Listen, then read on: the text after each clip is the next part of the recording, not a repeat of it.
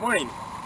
Today we're looking here at Stellar Pink Dogwood. It's one of the new hybrids from Rutgers University. It's a hybrid between Cornus Cusa, which is the Chinese dogwood, and the Cornus Florida, which is the American dogwood. Stellar Pink is known for its beautiful dark green, rich, lustrous foliage, and in the springtime it gets a nice soft pink flower on it. Some years it's darker than others, some years it's almost red, some years it's almost white. All depends on the weather conditions. It'll do well in full sun as well as light shade. We grow them in a multiple stem plant and also a single stem tree such as this right here. We get about 20-25 feet tall ultimately, and probably about 15-20 feet wide.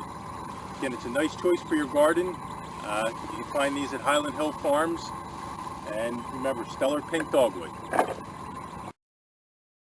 If you want great color in the fall, consider the October Glory maple.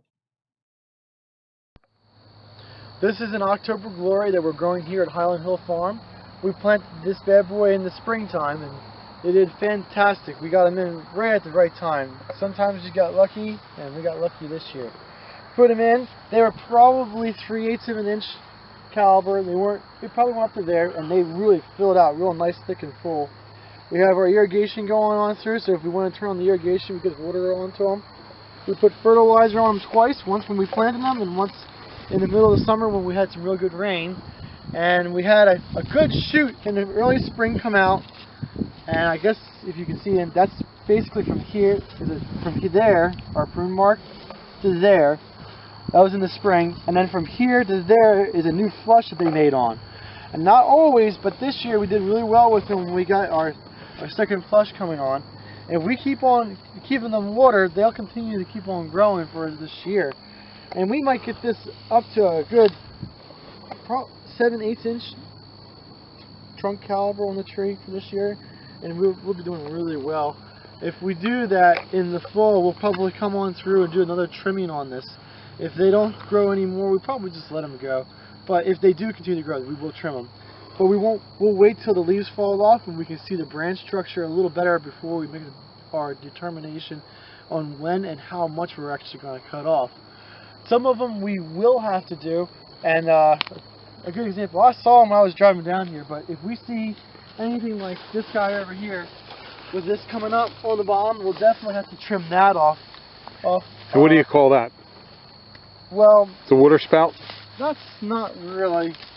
This is these are grafted since they're October Glories, so this is coming from the rootstock. So I don't know what you would call that, but we do have to take this off. That's not good for the tree, and we just cut it off. The tree will be fine. Some of these lower branches we may limb up, but you don't have to. I guess you don't have to. But next year, at the end of the year, we'll definitely limb them up, probably to about chest to shoulder height. And that'll be the final spot where we'll trim them. We won't trim the branches up any more than that.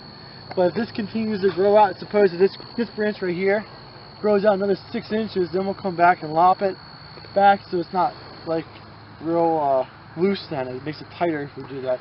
But we'll do that over the winter time when we don't have anything else to do. But that's basically it. Like this guy over here, I would probably cut that regardless here, so this branch doesn't get too big.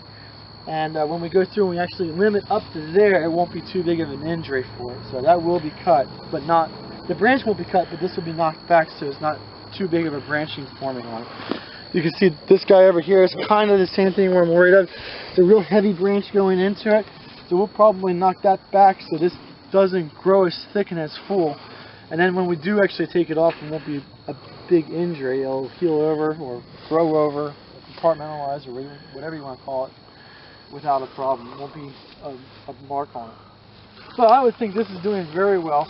Something like this tree here we'll have to work on a little bit. You can see there's no definite trunk to it at this point, so over the winter time we'll have to figure out how we're going to either cut some branches out or tape it back up so it's with one that's definitely strong, but that's something we'll have to work on. That's another thing that's making a single trunk to the tree, and that's always nice to have. Other than that, they look like a really nice. How about this tree behind you? What are you going to do with that? Well, that one looks like one of the tapes broke off of it. That probably is from a windstorm. We had some windstorms come through here with no rain. So that'll get taped back up? Yeah, that'll be taped back up. that's something we have to do. There's one of them over there that the stake broke off. We'll have to put another stake in. But. All right, well, thank you very much, Mike. And this is Mike's red maple field here on Ferry Road at Highland Hill Farm. And you can reach Michael at 267-446-2376. and he'll answer any questions you have. Or the best of my ability. All right, thank you very much, Mike. Thank you.